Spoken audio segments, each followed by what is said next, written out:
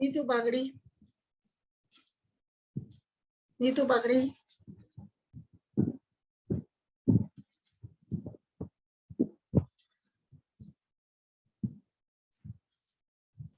Good morning ma'am. Morning बेटा, good morning Neetu, good morning.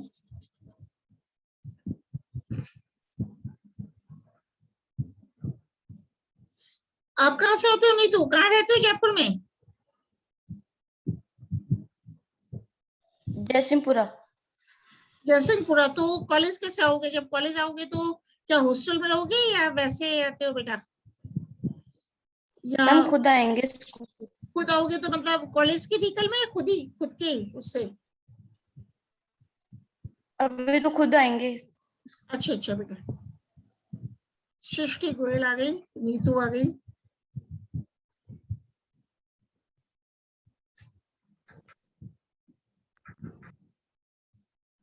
Pinky Chaudhary, Pinki Chaudhary,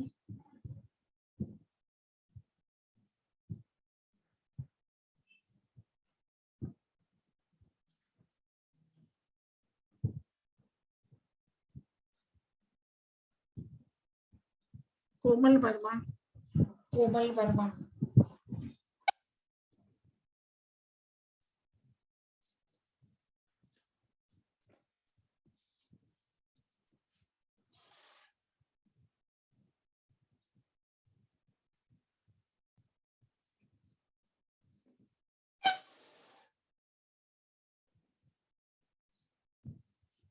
Komal Verma,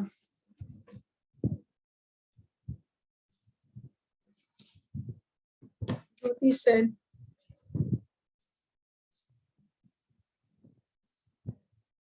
प्रिया Rathore, Jyoti Sen, Priya, Komal Verma, Pinki Chaudhary,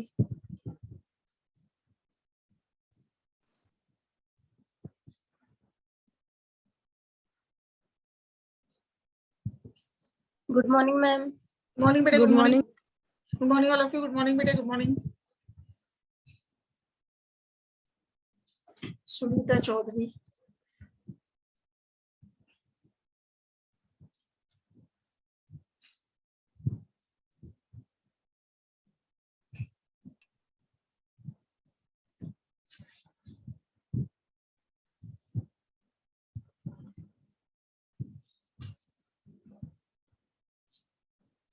Tanupriya,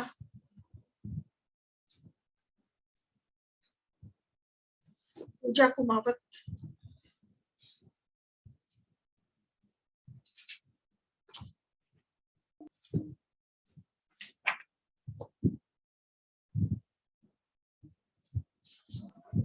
good morning ma'am.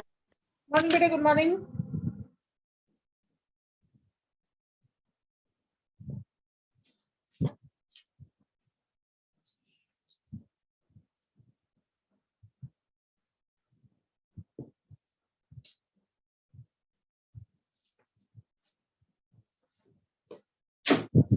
पूजा कुमावत भी आ गई, तनुप्रिया, सुनीता चौधरी,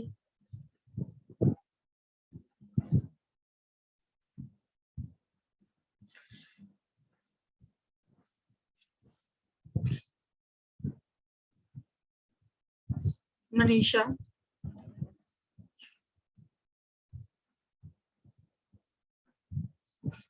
मनीष, निकिता चौधरी, निकिता अंजना, मनीषा, निकिता चौधरी,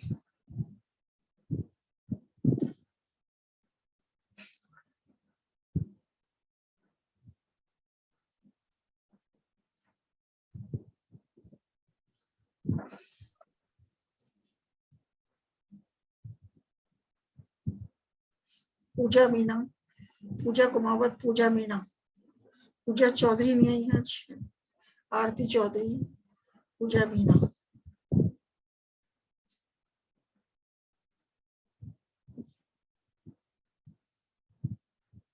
आरती चौधरी, पूजा मीना,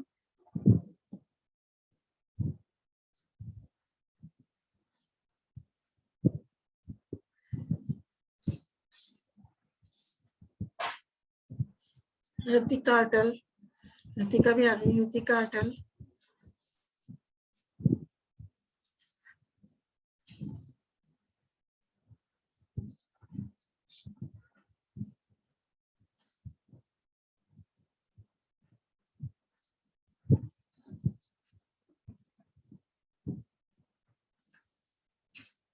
रितिका अटल, आरती चौधरी, निकिता चौधरी, मनीषा, पूजा कुमावत, तनुप्रिया, पिंकी चौधरी, प्रिया, कोमल वर्मा, नीतू, सृष्टि गोयल, ज्योति सैन, सुनीता चौधरी।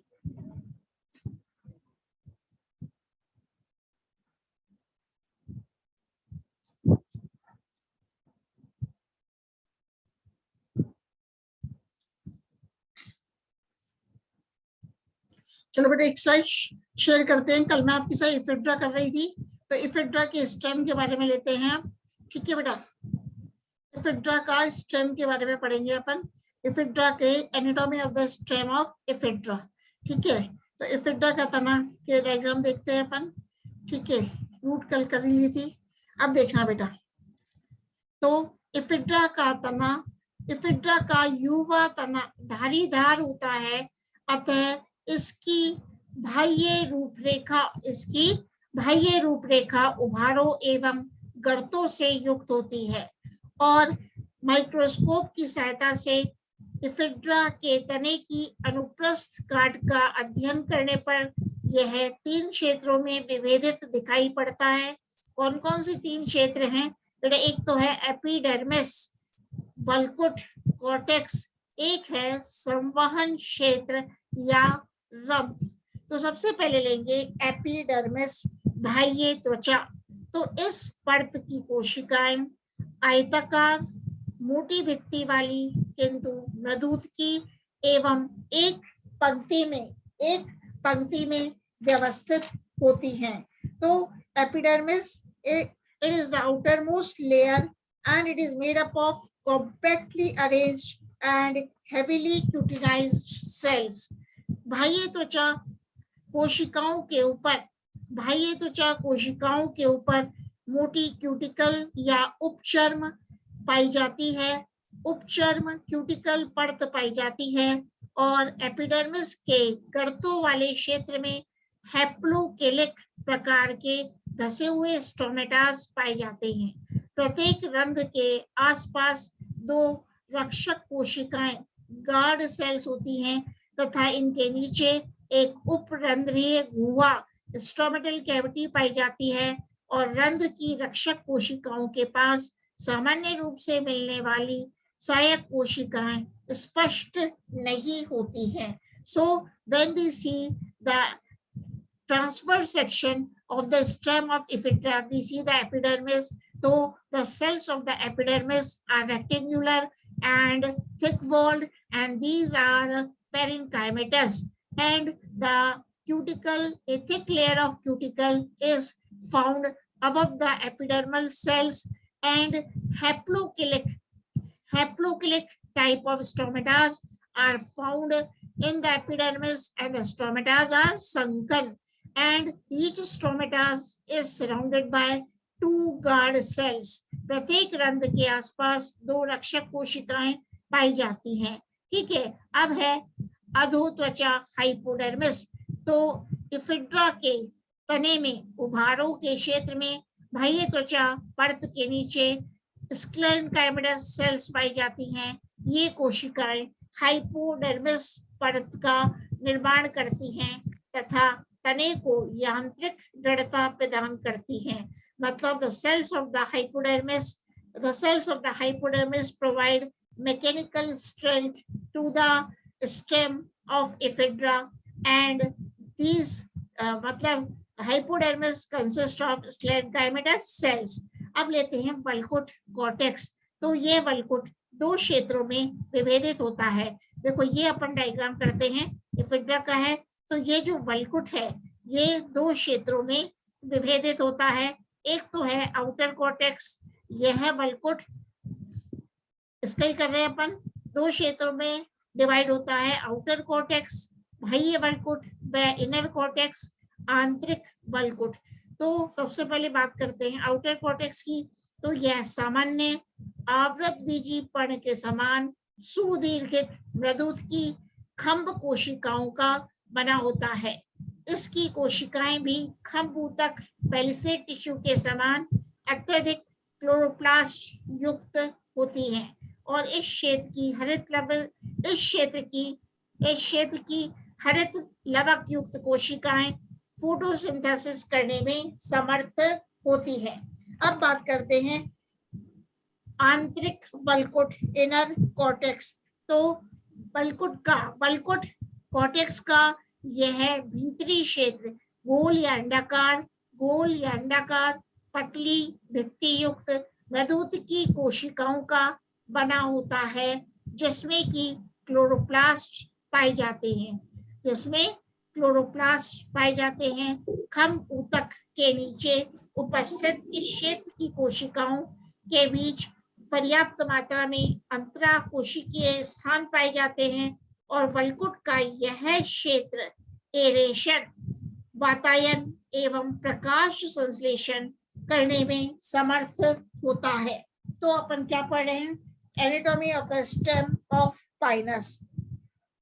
तो the inner cortex consist of thin walled parenchymatous cells. मतलब अब करते हैं अपन अनुष्का आगे एक पर। वल्कुट की सबसे भीतरी परत एंडोडर्मिस कहलाती है, जिसकी कोशिकाएं एक पंक्ति में व्यवस्थित होती हैं और पौधे की प्रारंभिक या तरुण अवस्था में तो एंडोडर्मिस स्पष्ट दिखाई देती है, परंतु प्रौढ़ावस्था में एंडोडर्मिस अस्पष्ट हो जाती है। अब है पेरिसाइकिल। तो यह एक अस्पष्ट ऊतक क्षेत्र होता है, लेकिन शुरू में एंडोडर्मिस के समान इसकी कोशिकाएं भी स्पष्टतया दृष्टिगोचर होती हैं। तो अपन ने देखा in pinus stem the cortex is divided into outer cortex as well as inner cortex, and outer cortex consists of elongated parenchymatous palisade like cells, and the outer cortex, which consists of palisade like cells, has chloroplast in abundant quantity, and this outer cortex, because it consists of chloroplast, it helps in performing the function of photosynthesis. Now the inner cortex consists of spherical or oval thin-walled parenchymatous cells which contain chloroplast,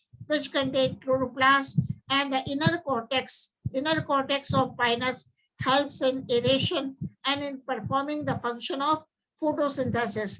And the innermost layer of the cortex is called as endodermis, and below the endodermis there is pericycle. अब संवहन क्षेत्र या रंभ कैसा है? Vascular reason और steel, ये तने का भीतरी क्षेत्र है, जिसमें मज्जा के चारों ओर 8 से 14 संयुक्त समपार्श्वीय वर्धी एवं अंत्य आदिधारुक्त संवहन बंडल एक वलय के रूप में व्यवस्थित होते हैं। मतलब वेस्क्यूलर रीजन और steel consist of 8 to 14 conjoined collateral open and endark vascular bundles, and these vascular bundles are arranged in a ring. इस प्रकार इफिड्रा तने में बाह्य फ्लोएमी नालिनम एक्टोफ्लोइक साइफोस्टील संरचना पाई जाती है और वलय में छोटे एवं बड़े संवहन बंडल एकांतर क्रम में व्यवस्थित होते हैं। तो ये देख रहे हो, जो ये दिखाया है साइकस युवा तने का अनुप्रस्थ काट। ठीक है, अब संवहन पूल अपन देख रहे हैं, सेकेंडरी ग्रोथ। ठीक है, वेस्कुलर बंडल की बात कर रहे हैं अपन। तो मैंने बताया कि वलय में छोटे एवं बड़े संवहन बंडल एकांतर क्रम में व्यवस्थित होते हैं। अब वेस्कुलर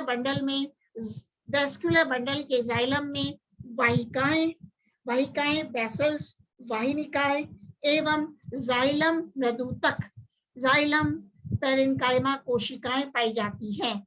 मतलब संवहन पूल के जाइलम में वाहिकाएं वेसल्स, वाहिनिकाएं ट्रैकिड्स एवं जाइलम मृदुतक कोशिकाएं पाई जाती हैं। जाइलम में वाहिकाओं की उपस्थिति इफिड्रा का अभिलाक्षणिक गुण है। मतलब in the xylem of ephedra vessels are present, and the presence of vessels in the xylem of ephedra is a salient feature of ephedra. मतलब इफिड्रा के जाइलम में वाहिकाओं वेसल्स की उपस्थिति इफिड्रा का अभिलाक्षणिक गुण है। इन वाहिकाओं का निर्माण कुछ वाहिनिकाओं की कुछ वाहिनिकाओं इन वाहिकाओं का निर्माण कुछ वाहिनिकाओं के विभाजन भित्तियों के एक बार वापस बोल रही हूँ, इन वाहिकाओं का निर्माण कुछ वाहिनिकाओं की विभाजित भित्तियों के ढलमा सिरों के विघटन के कारण होता है। तो प्रारंभ में विकसित वाहिकाओं के छिद्र एक पंक्ति में व्यवस्थित होते हैं। नेक्स्ट अपन बात करते हैं कि मेटाजाइलम में उपस्थित वाहिकाओं में गणतीय स्थूलन पाया जाता है। मेटाजाइलम में उपस्थित वाहिकाओं में गणतीय स्थूलन पाया जाता है, जबकि प्रोटोजाइलम वाहिनिकाओं पर सर्पिलाकार या बलियाकार स्थूलन पाया जाता है। मतलब मज्जा रश्मियां मेडुलरी रेस समांगी या एक ही प्रकार की सकड़ी मृदूत की कोशिकाओं के द्वारा निर्मित होती है। BC xylem consists of metaxylem as well as protoxylem. So the vessels present in metaxylem, vessels which are found or which are present in metaxylem consist of pitted thickening, whereas the protoxylem vessels has or shows the presence of spiral or annular thickenings. So protoxylem vessels shows the presence of spiral or annular thickenings, whereas the vessels which are found in metaxylem shows the presence of pitted thickening. Metaxylem में उपस्थित वाहिकाओं में गणतीय स्थूलन पाया जाता है, जबकि protoxylem वाहिनिकाओं पर सर्पिलाकार या वलियाकार स्थूलन पाया जाता है। तो अपन ने मेटाजाइलम की भी बात कर ली और प्रोटोजाइलम की भी बात कर ली। ठीक है, अब है पिथ, लास्ट है, यह है बहुपंक्तिक मृदूत की कोशिकाओं द्वारा बनी होती है। तने की पर्व संधियों पर स्क्लेरेन्काइमा सेल्स पाई जाती हैं, जो एक पर्व संधि झिल्ली नोडल डायफ्राम का निर्माण करती हैं। और अब बात करते हैं सेकेंडरी ग्रोथ को भी छोड़ो, लीफ ऑफ इफिड्रा, इफिड्रा की लीफ के बारे में बात करेंगे। इफिड्रा की लीफ की अनुप्रस्थ काट, तो इफिड्रा का डायग्राम अभी मैं शेयर कर दूंगी आपको, देखना बेटा। अब पर्ण की, तो जब इफिड्रा के पर्ण की अनुप्रस्थ काट का अध्ययन करते हैं तो इफिड्रा की पत्ती में लीफ में 3 क्षेत्र दिखाई देते हैं। एक तो है बाह्य त्वचा एपिडर्मिस, एक है मीजोफिल पर्ण मध्योतक, एक है मीजोफिल पर्ण मध्योतक, एक क्या है पर्ण मध्योतक, तीसरा है स्टील। तो एपिडर्मिस कैसी होती है, तो एपिडर्मिस इफिड्रा की पर्ण की ये सबसे बाहरी परत मोटी उपचर्म या क्यूटिकल से ढकी होती है। यह एक पंक्ति में व्यवस्थित मृदूत की कोशिकाओं द्वारा निर्मित होती है, जिनकी बाहरी भित्ति मोटी होती है। तो एपिडर्मिस में हैप्लोकिलिक प्रकार के धसे हुए रंध्र पाए जाते हैं और इस परत की कोशिकाएं अरीय रूप से सुदीर्घित होती है।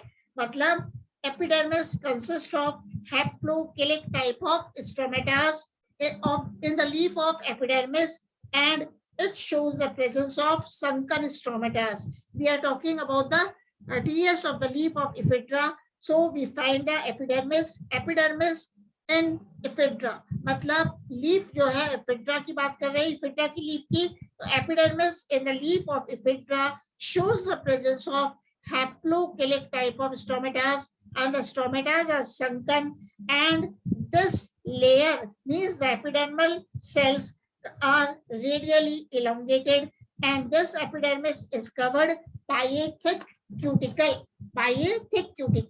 अब बात करते हैं मीजोफिल की पर्ण मध्योतक। तो इस क्षेत्र की कोशिकाएं एपिडर्मिस के ठीक नीचे उपस्थित होती हैं एवं 2 प्रकार की होती हैं, पेलिसेड टिश्यू और स्पंजी टिश्यू। मतलब mesophyll in the leaf of ephedra consists of pellucid tissue and spongy tissue। तो किसकी बात करते हैं अपन, खम्भ ऊतक की।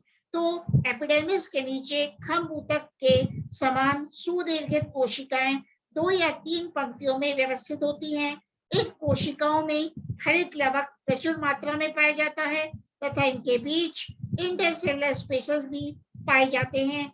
और फिर है स्पंजी टिश्यू, तो इफिड्रा के पर्ण के केंद्रीय या भीतरी भाग में सामान्य मृदुत की कोशिकाएं पाई जाती हैं और इनके बीच में भी इंटरसेलुलर स्पेसेस अंतर कोशिकीय वायुस्थान उपस्थित होते हैं, परंतु स्पंजी ऊतक की कोशिकाएं क्लोरोफिल रहित होती हैं। अब बात करते हैं लीफ की। तो लीफ में मैं आपको दिखाती हूँ एक इसका शेयर डायग्राम। तो देखो ये तो है इफिड्रा की पत्ती का डायग्राम है। तो इफिड्रा की स्टील के बारे में और बता देती हूँ मैं आपको। खम्भ ऊतक तो बता ही दिया। स्टील तो स्पंजी मृदुतक में दो संवहन बंडल उपस्थित होते हैं या अंत स्थापित होते हैं। तो इफिड्रा के लीफ के स्टील में स्पंजी मृदुतक में दो संवहन बंडल अंत स्थापित होते हैं। प्रत्येक संवहन बंडल एक मृदुत की आच्छद पेरेन्काइमल शीट के द्वारा घिरा हुआ रहता है एवं संयुक्त समपार्श्वीय एवं अवर्धी होता है। मतलब the vascular bundles in the leaf of Ephedra are conjoined, collateral and closed अर्थात इसमें कैम्बियम का अभाव होता है। क्लोज्ड या अवर्धी का मतलब क्या है कि इसमें कैम्बियम का अभाव होता है। It lacks the cambium. संवहन मंडल का जाइलम फ्लोएम की तुलना में अपेक्षाकृत कम विकसित होता है और इसमें केवल वाहिनिकाएं ट्रैकिड्स पाई जाती हैं। वाहिकाएं पूर्णतया अनुपस्थित होती हैं। मतलब the vascular bundle of the leaf of Ephedra shows only the presence of tracheids and the vessels are absent. Phloem में केवल चालनी नलिकाएं एवं फ्लोएम मृदुतक ही पाया जाता है। सह कोशिकाएं अनुपस्थित होती हैं। मतलब companion cells are absent and phloem shows only the presence of sieve tube cells and phloem parenchyma. अब बात करते हैं रिप्रोडक्शन इन इफिड्रा। इफिड्रा में जनन कैसे होता है? तो इफिड्रा की अधिकांश प्रजातियां एक लिंगाश्रयी होती हैं, डायोशियस होती हैं, अर्थात नर एवं मादा जनन संरचनाएं अलग अलग पौधों पर विकसित होती हैं। परंतु पी.एन. मेहरा ने इफिड्रा इंटरमीडिया के पौधों में उभयलिंगी शंकुओं की उपस्थिति को सूचित किया है। मतलब पी.एन. मेहरा ने इफिड्रा इंटरमीडिया के पौधों में उभयलिंगी शंकुओं, मोनोइशियस और बाइसेक्सुअल स्ट्रोबाइलस की उपस्थिति को सूचित किया है। इस प्रकार के स्ट्रोबाइलस में नर पुष्प नीचे एवं मादा पुष्प ऊपर की ओर देखे गए। वैसे इफिड्रा में नर एवं मादा पादप अलग अलग होते हैं, जिनमें नर व मादा संरचनाएं पाई जाती हैं। नर एवं मादा पादप बाह्य आकृति में एक जैसे होते हैं। तो मेहरा के अतिरिक्त इससे पूर्वी लैंड के द्वारा इफिड्रा ट्राइफर्का में तथा वेटस्टीन के द्वारा इफिड्रा कैम्पाइलोपोडा में द्विलिंगी शंकुओं की उपस्थिति को बतलाया गया था। परंतु ईम्स के अनुसार सामान्य रूप से इफिड्रा के पौधों में कभी भी द्विलिंगी स्ट्रोबाइलस नहीं पाए जाते हैं और इसे अपवाद स्वरूप कभी मिलते भी हैं तो इसे अति विरूपता का उदाहरण कहा जा सकता है। अब बात करते हैं पहले male cone of ephedra. Male cone of ephedra तो आपको डायग्राम में देख लो बेटा। इफिड्रा में नर शंकु युक्त शाखा। ए डायग्राम में क्या दिखा रहे हैं आपको, ये देखो मैं लार्ज करती हूँ। दिस इज द नर शंकु का डायग्राम, ये दिखाया है आपको। और बी डायग्राम में एक नर शंकु, बी डायग्राम में देख रहा एक नर शंकु एक नर पुष्प, ये है नर शंकु। मैं लार्ज कर रही हूँ, देखना। This is the male cone of ephedra, जिसमें मैं घुमा रही हूँ। This is the male cone of ephedra. ठीक है, यहाँ पे भी मार्किंग है male cone of ephedra. This is the male cone of ephedra. और ये जो दिखाया है this is the male flower of ephedra. These are the anthers and microsporangia. ठीक है, ये इसकी बात करेंगे अपन। अब किसकी बात करेंगे? इफिड्रा में नर शंकु एवं नर पुष्प। नर शंकु एवं नर पुष्प। तो नर शंकु स्पाइक या कनिष्क प्रकार के पुष्पक्रम जैसा दिखाई देता है। यह एक संयुक्त संरचना है जो नर पौधों की शाखाओं पर पर्व संधियों पर उपस्थित स्केली लीव्स की अक्ष में 2 से 4 के समूह में विकसित होते हैं और नर शंकु एक रूपांतरित शाखा के समकक्ष संरचना है। तो नर शंकु की आकारिकी संरचना में एक छोटा केंद्रीय अक्ष पाया जाता है जिस पर सहपत्रों के 2 से 12 युग्म सम्मुख एवं क्रॉसित अपोजिट एंड डिकासेट विन्यास में पाए जाते हैं। देखना बेटा, नर शंकु कैसा है? It consist of A central axis, central cone axis, और जिसमें क्या पाए जाते हैं? ब्रैक्ट्स पाई जाती हैं। क्या पाई जाती हैं? ब्रैक्ट्स पाई जाती हैं और ब्रैक्ट्स के युग्म पाए जाते हैं। तो ये मैं क्या बता रही हूँ आपको? नर शंकु की आकारिकी संरचना में एक छोटा केंद्रीय अक्ष पाया जाता है जिस पर सहपत्रों ब्रैक्ट्स के 2 से 12 युग्म सम्मुख एवं क्रॉसित विन्यास में पाए जाते हैं, जबकि ऊपर की ओर उपस्थित सहपत्रों में से प्रत्येक के कक्ष में एक नर पुष्प, मेल शूट और मेल फ्लावर विकसित होता है। इस प्रकार नर शंकु में ऊपरी सहपत्र उर्वर या फर्टाइल होते हैं। तो नर पुष्प निम्न भागों में विभेदित होता है। किन किन भागों में? एक तो है व्रंत या अक्ष, एक है परिदल पुंज, एक है माइक्रोस्पोरेंजिया। तो ये देख रहे हो आप, नर पुष्प का डायग्राम है। तो ये किसमें डिवाइड है? जो नर पुष्प 3 भागों में विभेदित होता है। एक तो है व्रंत या अक्ष, एक है पेरियंथ और एक है माइक्रोस्पोरेंजिया। ये देखना, माइक्रोस्पोरेंजिया। तो अब अपन किसकी बात करेंगे? आपको नर पुष्प की। तो कैसा है?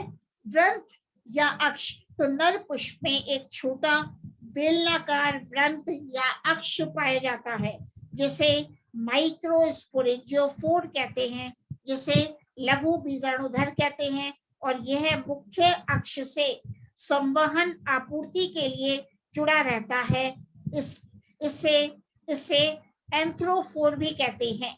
इसे क्या कहते हैं? एंथ्रोफोर भी कहते हैं। नेक्स्ट है परिदल पुंज और पेरियंथ। तो लघु बीजाणुधानीधर माइक्रोस्पोरेंजियोफोर या एंथ्रोफोर के आधारीय भाग में 2 संयुक्त सहपत्रिकाओं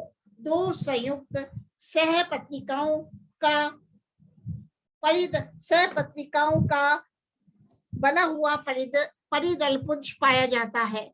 सहपत्रिकाओं का मैं शेयर कर रही हूँ। सहपत्रिकाओं का ये देखना, परिदल पुंज के बारे में बता रहे हैं आपको कि लघु बीजाणुधर या एंथ्रोफोर के आधारीय भाग में 2 संयुक्त सहपत्रिकाओं का बना हुआ परिदल पुंज पाया जाता है।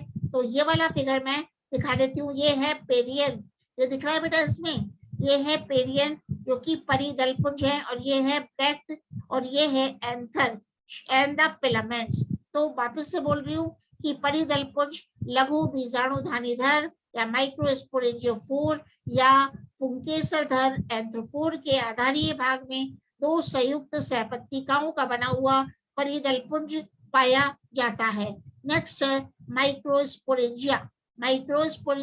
लघु बीजाणुधानियां। तो लघु बीजाणुधानियां मतलब पुंकेसरधर एंथ्रोफोर के ऊपरी सिरे पर 3 से लेकर 8 तक लघु बीजाणुधानियां पाई जाती हैं जो द्वि अथवा त्रिकोष्ठीय, बाई और ट्राइलोक्युलर होती हैं। इनकी भित्ति पतली होती है एवं परिपक्व होने पर इनका स्फुटन छिद्रों के द्वारा होता है, जिसके परिणाम स्वरूप लघु बीजाणु माइक्रोस्पोर्स मुक्त हो जाते हैं।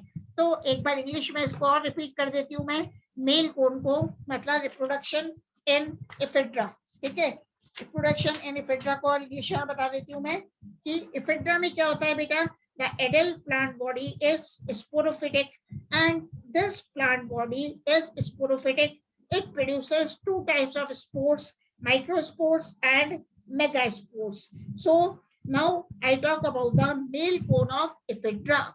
So in hilly areas, the male cones appear in the month of April or May. In Pinus, in ephedra pinus की बात हो गई है तो इफिड्रा की बात करते हैं, हिली एरियाज की बात नहीं है इसमें। तो अपन इसमें इफिड्रा के रिप्रोडक्शन के बारे में बात कर लेते हैं आपसे। All the species of ephedra are dioecious. अभी जो बताया था, all the species of ephedra are dioecious means they bear male and the female reproductive organs on different plants. मतलब male and female reproductive organs are born on different plants. So all the species of Ephedra are dioecious. And now I talk about the male strobilus of Ephedra or the male cone of Ephedra. So the male or microsporangiate strobili develop in the axil of the scaly leaves at the node in whorls of 2 or 4. These fertile branches are suppressed modified lateral branches. So the male strobilus or the male cone in Ephedra consists of a short central axis. इसमें क्या होती है? एक short केंद्रीय अक्ष होता है. It consists of a short central axis bearing 2 to 10 pair of opposite decussate bracts. इसमें 2 से 10 ब्रैक्ट्स के युग्म पाए जाते हैं जो कि सम्मुख एवं क्रॉसत क्रम में व्यवस्थित होते हैं. The basal 1 or 2 pair of bracts are sterile while the other are fertile. मतलब the basal bracts are sterile and the other bracts, upper bracts are fertile. A single male flower arises in the axil of each fertile bract. Thus, a male strobilus with many male flowers may be compared with an inflorescence. Now the male flower, each male flower consists of an stalk and a pair of thin opposite scales, the bracteole or perianth. The stalk is called as microsporangiophore or anthrophore with 2 to 8 microsporangia at its tip. मतलब male flower के stock को क्या कहते हैं? Microsporangiophore or anthrophore, and it has 2 to 8 microsporangia at its tip. The male flower is also called a simple strobilus. A simple strobilus. अब बात करते हैं development of microsporangium in Ephedra. Development of